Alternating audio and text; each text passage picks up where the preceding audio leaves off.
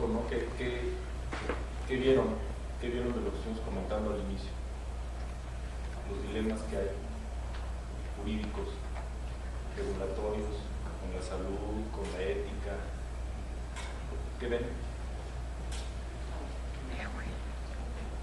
Podría ser el caso que en realidad el dilema es en cómo estamos lidiando con esto, por lo que podemos ver de la evolución de una enfermedad. Realmente por mucho tiempo no se puede hacer gran cosa, de aquí a que se puede descifrar, de aquí a que se puede comprender, de aquí a que se desarrollan las vacunas. No se puede hacer gran cosa, es como si hubiera un incendio o un sismo como el que tuvimos ahorita, o sea, es algo incontrolable. Y más bien, en el caso, por ejemplo, nosotros en Derecho nos vemos en un punto donde se ve el límite también de nuestra capacidad. Después de todo, podemos regular las relaciones humanas, pero no podemos regular cómo los virus se relacionan con los humanos.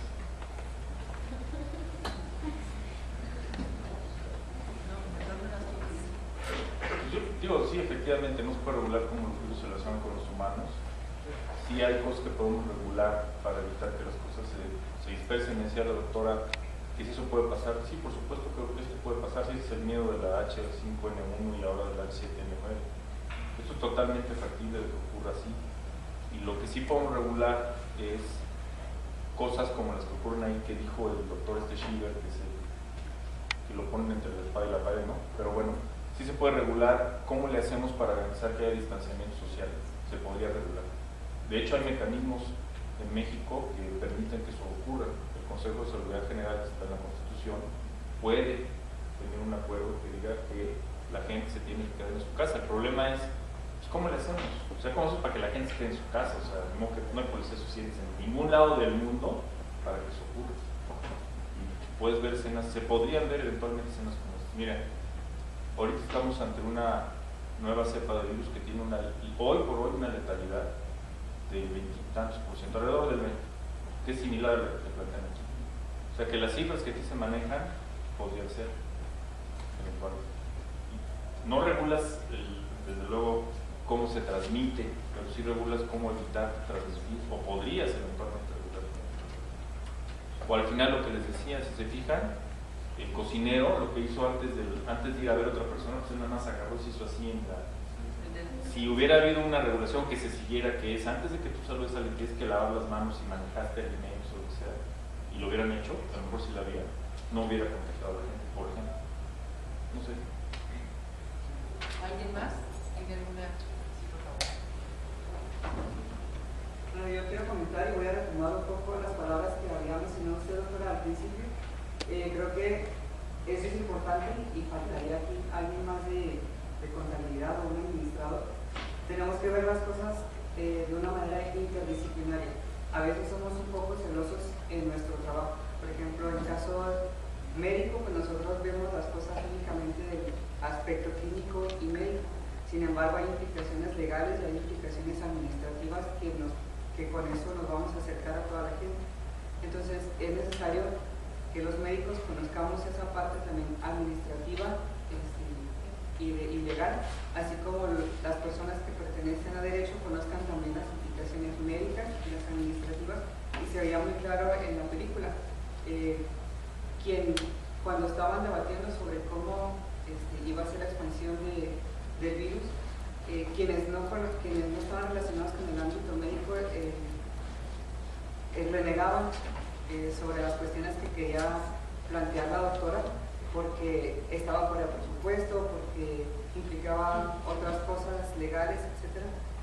Entonces, creo que nos deja una enseñanza de que, aunque sea nuestro trabajo, debemos de aceptar también las opiniones de los demás y conjuntarlos de una manera interdisciplinaria, como le planteó usted al principio.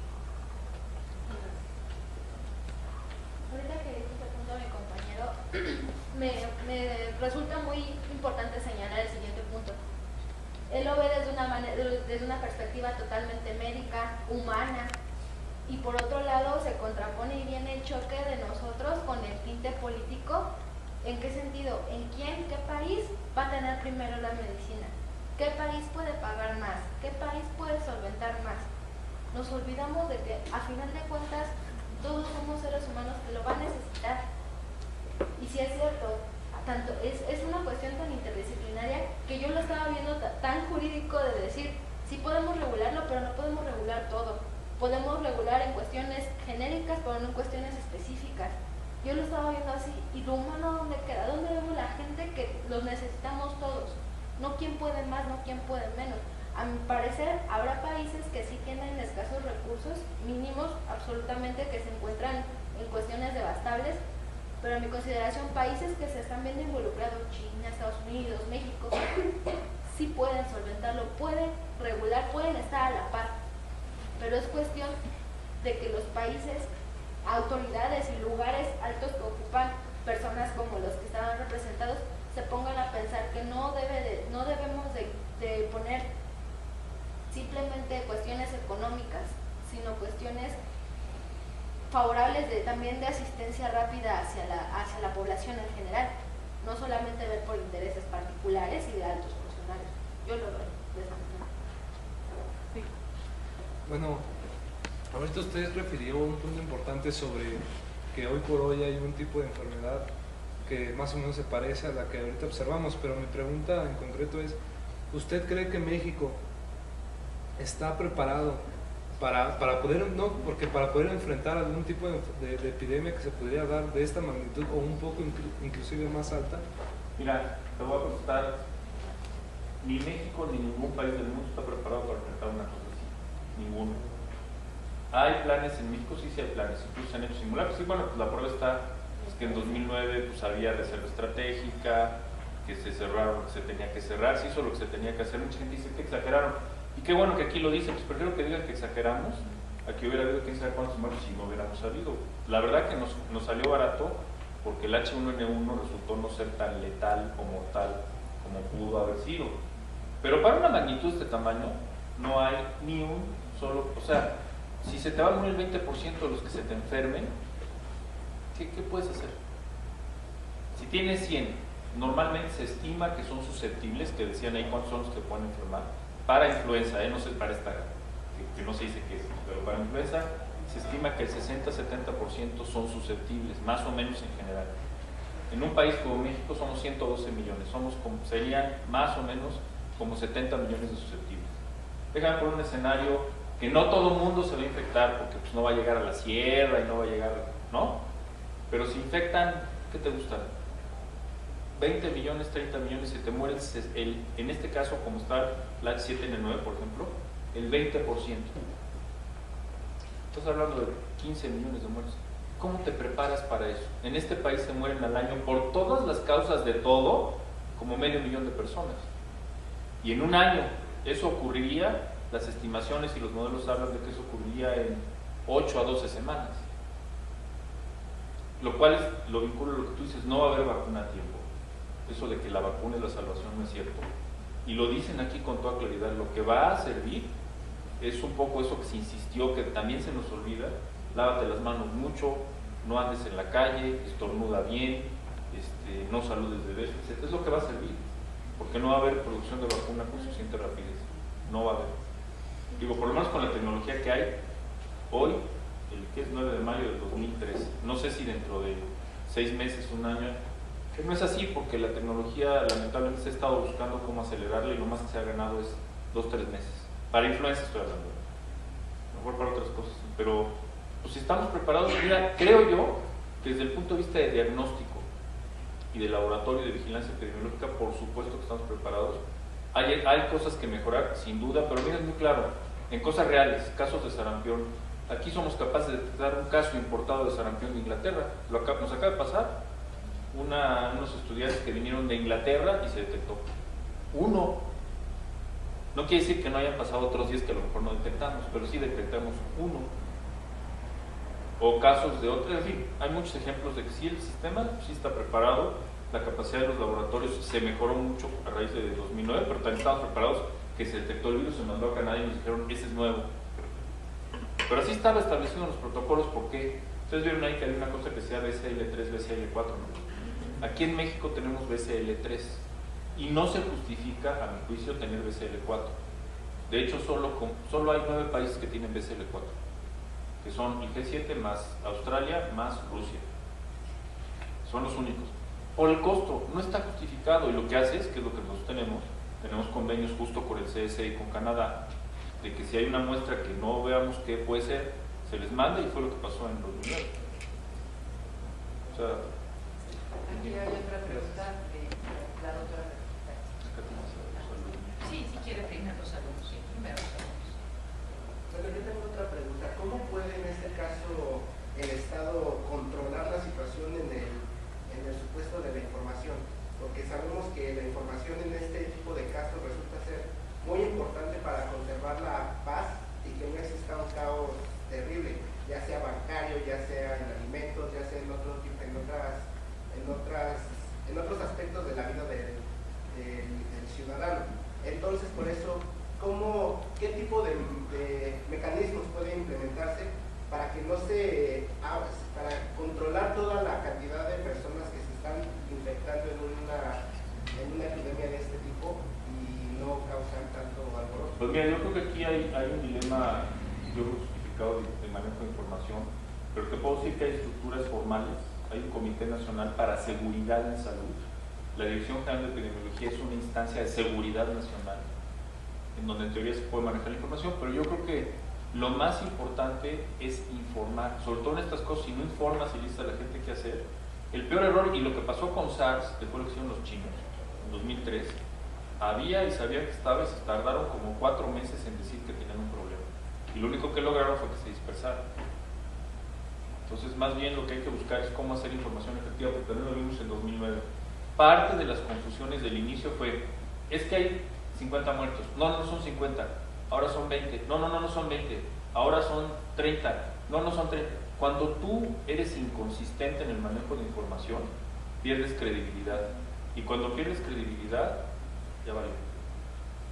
Entonces, lo que uno tiene que aprender es que hay que informar con veracidad, que hay que informar con claridad, tienes que tener buenos comunicadores para informar al público, y tienes que ser muy consistente.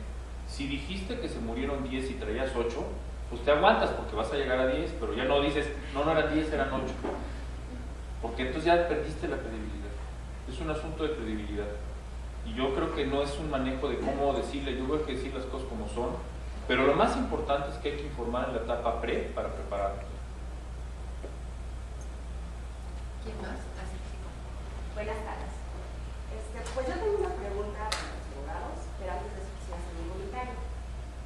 Bueno, básicamente creo que aquí debemos de ver que todos esos determinantes están menguando en la aparición de esos, si no de nuevos virus, por lo menos que existe esa transmisión al hombre, pero lo vemos con la deforestación que hay. O sea, el hecho de cambiar el hábitat de ciertos animales te va a modificar también otras situaciones. Me llama mucho la atención que mete lo del terrorismo. El Reglamento Sanitario Internacional está implícito, aunque no de manera textual, con el cierre de la ciudad, el limitar el comercio, etc. Pero bueno, mi pregunta va, una de las garantías individuales es la libertad de expresión. ¿Hasta dónde esa libertad de expresión me permite a mí hacer este tipo de iatrogenias? O sea, el informar, malinformar a la gente, el que yo pueda decir esto cura, como en este caso. Las redes sociales hoy en día son rapidísimas, es el chismógrafo digital. Uno se entera de todo en segundos. Entonces, ¿hasta dónde en México está permitido que haya ese manejo de información por gente que en este momento, o que en su momento no es experta, que no tiene un conocimiento amplio de hasta dónde? ¿Alguno de los abogados gustaría decir contestar? Pues perdón que ahora sí me adelante en mi intervención, pero lo primero es que de verdad yo quiero felicitarte, Karina, por este ejercicio interdisciplinario tan importante que necesitamos aquí en la facultad, y porque tenemos hoy el privilegio de tener al doctor Puri aquí, que además ha hecho trabajo interdisciplinario y ha trabajado con una señora que se nos fue hace poco, que es Graciela Rodríguez Ortega, que es la fundadora de la medicina conductual, pero además es el experto que nos sacó justo del atolladero de la influenza. Así que mil felicidades a los dos, no podía omitirlo, perdón. Bueno, solamente quisiera de una vez hacer la pregunta y responder que justamente la libertad de información y de expresión la tenemos en la Constitución, y tenemos la fortuna de que tiene límites. la libertad de expresión ni en México ni en el mundo es ilimitada. Tenemos justamente un umbral que tiene que ver con el orden público, con la seguridad y precisamente con el tema de la salud. Así que ahí las autoridades en materia de salud tienen el sartén por el palito, porque pueden, por motivo de salud, son cuestiones de interés público, establecer esos límites de la información y, como dice el doctor, pues entre más clara sea la información, mejor en este caso. Y les quería decir que aquí está justo uno de los modelos de prevención en salud que habla justamente de todas estas que llama la doctora determinantes, que tienen que ver con el medio ambiente y con todo. Pero yo quisiera aprovechar que tenemos al doctor Puri aquí para hacerle la pregunta de los 64 millones, porque él es doctor en medicina, no es doctor en derecho. Y hay un escalonamiento que yo creo que cada vez vamos a requerir más entre la norma propiamente técnico-jurídica emanada de un legislativo y la autorregulación, que es la tendencia mundial.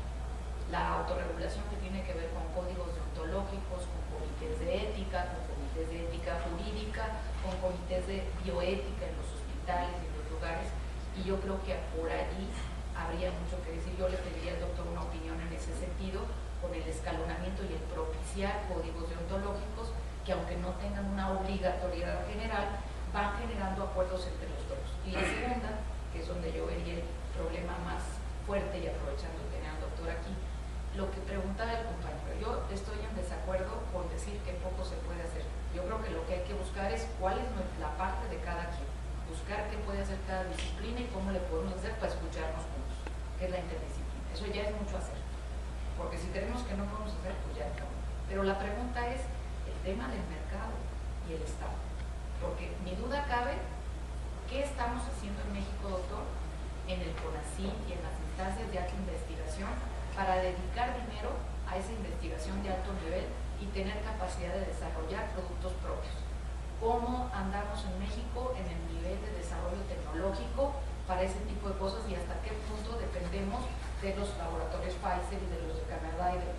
Entonces, esas dos preguntas, el escalonamiento deontológico y la parte de desarrollo tecnológico, ¿qué tanto estamos invirtiendo? Le pregunto a un experto. Gracias. Mira, no te puedo decir inversión, sí te puedo decir que sí hay experiencias que son parcialmente exitosas. Hay un código de autorregulación de la industria para los alimentos para los niños, es el PABI, en el cual algunos se adhieren, otros no, y ahí es donde empiezan los problemas éticos, porque unas empresas sí se adhieren en Europa y esa misma empresa en México dice que no, por ejemplo. Entonces, ¿hasta dónde la autorregulación no debería ser obligatoria o buscar un esquema ahí medio mixto de, órale, tú entras al PABI o entras a un código de autorregulación, pero no es opcional? Tú defines hasta dónde, pero tienes que entrar, por ejemplo. Entonces yo creo que eso es algo que habría que revisar en todos los ámbitos, en el ámbito sanitario, en el ámbito jurídico, porque la prueba está en que ese es un ejemplo donde pues, se pusieron de acuerdo y dijeron vamos a hacerlo, pero está incompleto. Otro ejemplo es el etiquetado de los GDAs, lo que traen ahora todas las botellas, estas cositas que nadie entiende, donde dice 0% y demás. Eso es una onda que inventó la industria y es como para dar a conocer el contenido energético y demás, pero no es clara. Cuando hablas de porciones nuestras, y eso es autorregulación, autopromoción, autoinformación. Yo creo que ahí tenemos que buscar un mecanismo intermedio donde cuando encuentren una voluntad de las empresas y los grandes intereses, porque hay grandes intereses de hacer esto, pues los metamos al aro para que sea muy claro y que tomen boleto. A lo mejor no en el y ver hasta dónde, eso es una cosa. Y bueno, nosotros pasar 1000 horas a esto. El otro tema es lo de investigación. Mira, independientemente de que México sabemos que es un país que lamentablemente tiene dependencia tecnológica, creo que en la medida en que vayamos orientando, y eso es un asunto donde el legislativo tiene mucho que decir, en el presupuesto, pues que le metan más a ciencia y tecnología. Yo creo que tenemos muchas limitaciones, pero se han hecho cosas ante esas limitaciones, como por ejemplo, como lo saben, se logró un acuerdo con las empresas productoras de vacunas de influenza en Francia para que pusieran una planta en México e invirtieron aquí. Entonces, pues, a lo mejor no tienes la tecnología tú, pero es que la tengas aquí. Y eso es una ventaja porque sí, efectivamente, y lo decía el doctor Steines, tenemos, decía yo, ya lo había dicho, un instrumento de nivel constitucional que es el Consejo de Seguridad General. Ustedes me corrigen si estoy diciendo una barrabasada, pero yo sí lo entiendo y lo traduzco, cuyos acuerdos tienen rango de ley. O sea, lo que se acuerda ahí no se tiene que pasar al legislativo, se tiene que es de observancia obligatoria. ¿Estoy bien? Bueno, ok.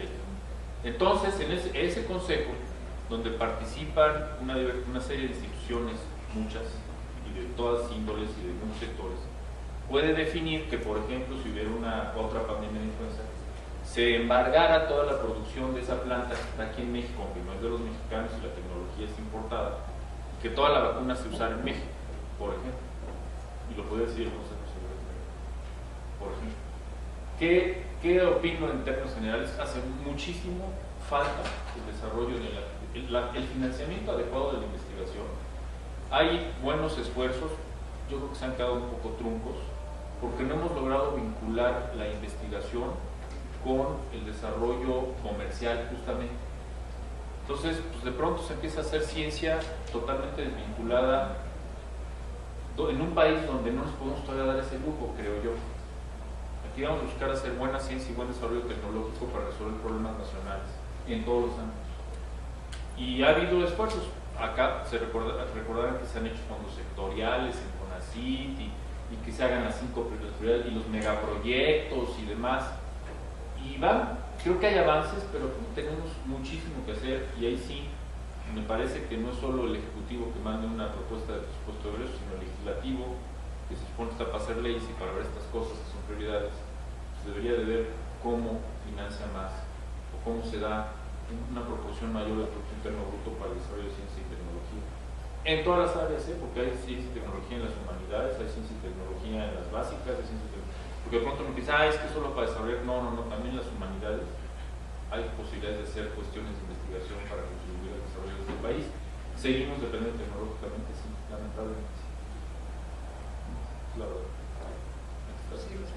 Bueno, yo lo que quería primero comentar es lo impactante que me resultó para mí la película en la cuestión de que, o sea, como en un mundo globalizado, de cómo se pasó a Londres, a Europa, a América, ¿no? O sea, cómo eso es impactante, ¿no? Como ya en este mundo globalizado, las comunidades que están aisladas meramente no sufrieron, en cambio las que están conectadas se vieron en este problema, ¿no? Y respecto a lo de la dependencia tecnológica, yo siento que una de las ventajas de la globalización es que nos permite tener a países en vías de desarrollo tecnologías que no tenemos, exportándolas e importándolas, ¿no? De un país a otro. Pero, digamos, ¿cómo sería, cuál sería el mecanismo para que, digamos, países como México, Latinoamérica, África, pudieran desarrollar su propia tecnología y que poco a poco se vaya rompiendo esta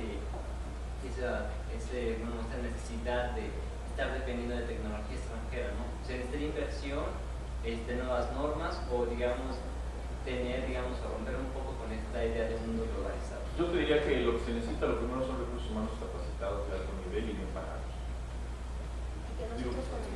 Y por eso, y un mercado que sea suficientemente atractivo para que consuma lo que desarrolla. Pero la verdad de las cosas es que lo primero que hay que tener, y yo creo que en ese sentido sí se va avanzando. Lo malo es que hay mucha gente que va a hacer forma, son extraordinarios y pues se los absorbe las instituciones extranjeras. Esa es la realidad, y aquí también ha habido programas de reclutación de cerebros y demás. Yo creo que lo que también nos hace falta aquí es continuidad en las políticas públicas, porque aquí la verdad es que se genera una política pública que puede ser interesante, buena y útil, y llegan los que siguen y no hay nada, vamos a volver a empezar de cero. Ese es un lastre terrible, y en la medida en que no profesionalicemos el servicio público, pero no voy a decir el servicio profesional de carrera, que es una vergüenza, porque eso lo que ha logrado es ahora ya los servidores públicos de carrera, pues cuando están basificados, pues ya no trabajan, porque nadie les puede correr. O sea, esa es yo la verdad, es la verdad. O sea, decir otra cosa es andarnos engañando.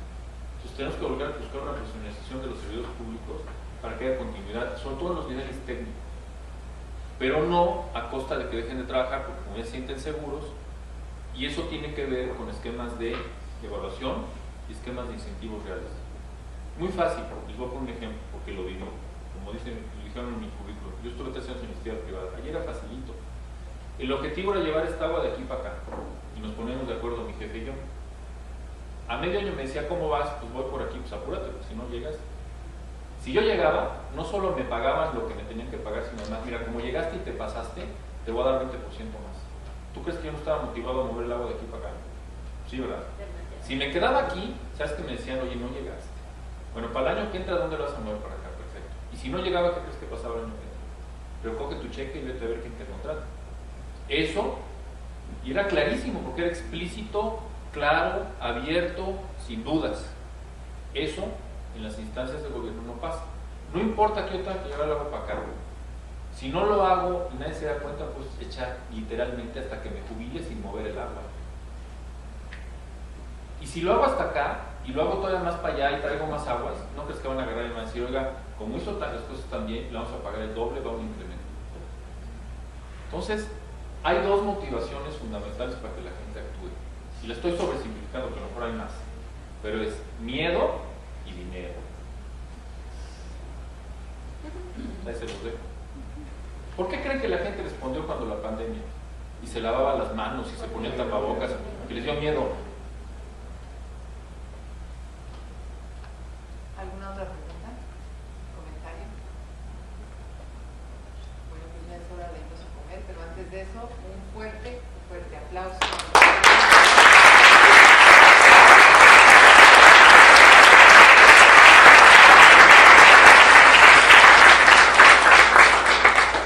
Yo quiero proponer, digo, aquí está el director general de epidemiología y está Lorena, no sé, Lorena está así, que hay muchos temas que tocan salud y derecho, muchísimos, que yo no digo que cada mes, pero a lo mejor, no sé, cada cuatrimestre, una cosa así, tuviéramos una sesión, ya sea con una película o con alguna otra excusa, donde los estudiantes, particularmente me interesa a los que nosotros formamos directamente, que son estos que están aquí, que son los especialistas en epidemiología, que entre otras cosas, lo que dice la doctora Mías es lo que estos chavos hacen. Eso es lo que hacen.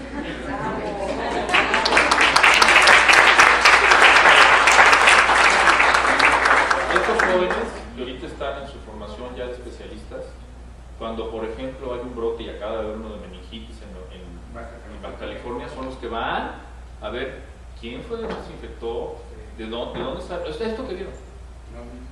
Cuando el sarampión y lo que sea, esos son los que van. Cuando hay un desastre y hay que ir con las brigadas y todo, esos muchachos son los que van. Después llegan hasta ser directores de epidemiología. No, él no fue nunca fue porque él viene de otra área, pero llegan a ser subsecretarios. Entonces, ojalá y yo, por lo menos, y eso es algo que hoy me recordamos, ustedes, el subsecretario inspector de giro mi instrucción a mis áreas. No, en el mejor de los sentidos, porque digo, independientemente de la posición del subsecretario, que esas van y vienen, como también dijeron por ahí, llevo 28 años o 27 dando clases en la universidad. Ahorita ya no a ellos, pero en la maestría y en el doctorado, pero durante cuántos años fui titular de la residencia, no sé, no me acuerdo. Y a mí me interesa que haya estos intercambios académicos. De verdad, los problemas de salud, de lo que menos son, no van a decir que está diciendo este loco, son de salud. Les voy a dar ejemplos concretos. Todo esto no pasaría si no hubiera habido una compañía, qué bueno que lo termina, no sé si se dieron cuenta, es la misma compañía de los que me iniciaron, fue la que tumbó los árboles de donde salió el contagio del puerco con el excremento del murciélago que luego llegó a venderse. Entonces, eso, ahí sabe qué. Y puedo dar 20 ejemplos. Y eso se llama, y está analizado por la Organización Mundial de la Salud, son los determinantes sociales de la salud. Donde deberían ellas estar, no alcanzó a verlo con buena vista, pero ese es un tema que tiene que ver con muchas cosas que nosotros terminamos cachando. Y una cosa que estaba tratando con los accidentes. Pues el que pongan o no pongan un cruce, aquí por ejemplo frente a la Facultad de Derecho, no hay una bahía para que te bajes. Yo tuve que hacer un circo ahí para bajarme. Sí, Pues no sé, no la vi nunca, no está señalada. Bueno, no hay señalamiento, que nunca la encontré. Puse en riesgo mi vida, pues no está señalada. No sé bien, pero es real. Es una realidad y pude haber sido parte de la estadística de los atropellados de este país, porque no hay un buen señalamiento. ¿Eso le toca a salud? No. Bueno. Y así les puedo dar N ejemplos de cosas que no están en el ámbito de salud, en donde necesitamos trabajar con otras disciplinas para que nos entendamos mejor, porque al final de cuentas todos decimos que estamos hablando castellano, y sí es cierto, pero el código del lenguaje del médico, el código del lenguaje del abogado, el código del lenguaje del que hace carreteras, el código del lenguaje que está en Hacienda, son ininteligibles el uno para el otro. Y todos estamos hablando castellano. Ahora imagínense lo que pasa cuando además hay una barrera de lenguaje de origen. Bueno, vamos a ver Una última pregunta. ¿Qué pasó? A mí me gustaría hacer un último comentario que va ligado a lo que estaba comentando ahorita el doctor Curi. Muchas veces para que en la operación y en la vida cotidiana de las personas se pueda ver una realidad, un impacto en salud, tiene que haber muchas cosas atrás, desde la parte gerencial, de política pública, de gerencia administrativa, jurídica. Y esta parte es como un comentario de exhorto en el sentido de que muchas veces este lenguaje no permite poder operacionalizar muchas cosas, porque jurídicamente y administrativamente de repente chocan, ¿no? Y es increíble increíble y puede ser triste a veces que muchas cosas pueden tardar más en tener accesibilidad hacia las personas o una operación en la gente, porque nos atoramos en las partes administrativas, en las partes jurídicas también, lo tengo que decir, porque no nos entendemos en la parte médica, en la parte jurídica, en la parte administrativa, en la parte... Entonces es esa parte en la que yo creo que las nuevas generaciones y todo tenemos que empezar a entrarle para poder ver el impacto que me lleva más allá de mi propia carrera y de mi propia labor, sino el impacto que está teniendo en los demás sectores, para que podamos tener una respuesta finalmente a la gente, que es a la que le tenemos que responder. Y un último comentario. Bueno, por supuesto que nos encantaría hacer sesiones en conjunto con ustedes. Nosotros hacemos una sesión que se llama el reto epidemiológico, que es un poco el analizar y el debatir acerca de algunos temas. Por supuesto que si ustedes van allá o venimos aquí es lo de menos, pero nos encantaría. Y yo quisiera hacerles una pregunta a los abogados. ¿Hasta dónde termina el derecho de un paciente de tener o de consentir un procedimiento? En el caso del paciente que no quiere que le tomen la muestra porque dice, no, mi sangre es propiedad privada, ¿no? Entonces, ¿hasta dónde llega el consentimiento informado y la capacidad que tienen los médicos de tomar una muestra? La toma de sangre, sobre todo, ha sido muy revisada en relación a los juicios de paternidad. Y en los juicios de paternidad hemos tenido incluso tesis contradictorias hasta que ya hemos llegado a una conclusión que es que se toma solo las muestras para efectos de determinar la paternidad, pero no nada más. Todos los demás elementos no se tocan, vamos, ¿no? Solamente eso. De todas maneras, sí se le toma, está obligado a dar su sangre, y si no la da, se declara un estado de rebeldía, así decimos nosotros, y se presume que sí es el padre del menor. Pero por ejemplo, en un caso como este, donde es un asunto de salubridad general, ¿qué? Yo quisiera, pues, ahora sí como para que cerrar con broche de oro esta reunión tan padre, precisamente sugerirles, nosotros les trabajamos un protocolo, porque aquí la cuestión, y para los médicos, es que en derecho tenemos hoy por hoy un mecanismo de dos testigos. Por ejemplo, yo le aviso a alguien que se tiene que salir de una casa porque terminó el contrato de arrendamiento, y él puede decir, pues no me dijiste, o cerrar la puerta y es como el que no yo. Entonces el mecanismo es que el documento en el que uno da por concluido un evento o en el que notifica algo tiene que ser ante dos testigos, pues normalmente de buena reputación, y que quién sabe qué querrá decir buena reputación, pero entonces, por ejemplo, ese tipo de cosas sí es muy importante. Por ejemplo, en entrevistas con adolescentes, que donde a veces un médico no sabe cómo entrevistar a una niña abusada, o que también los médicos tienen ahí problemas de protocolos, siempre, por ejemplo, si es una niña, que sea un personal femenino, si es un hombre, que sea un personal masculino, para evitar los temas de acoso, y dos testigos de buena reputación para decir, sí le informé, y tan le informé que aquí tengo dos. Es una forma para ustedes de protección, y ahí tenemos un protocolo que trabajar. Y la otra cosa es que, hablando de lo que decía el doctor Curi, facultades legislativas materiales y formales, formales quiere decir que es el órgano legislativo el que hace la ley, pero no nada más el órgano formal hace ley, sino también hay órganos que no son legislativos y elaboran ley de manera material. Entonces, las normas oficiales mexicanas vienen a tener esa función en las políticas públicas, no las elabora el legislativo, pero tienen la misma obligatoriedad. Entonces, trabajemos en una norma oficial para precisamente el tema del consentimiento en materia del interés general de salud para la toma de muestras de sangre para otros efectos que no sean de paternidad. Ahí ya tenemos un primer elemento. Como tú ves, los abogados son complicadísimos. Tenemos un problema para cada solución. Bueno, tienen un problema para cada solución.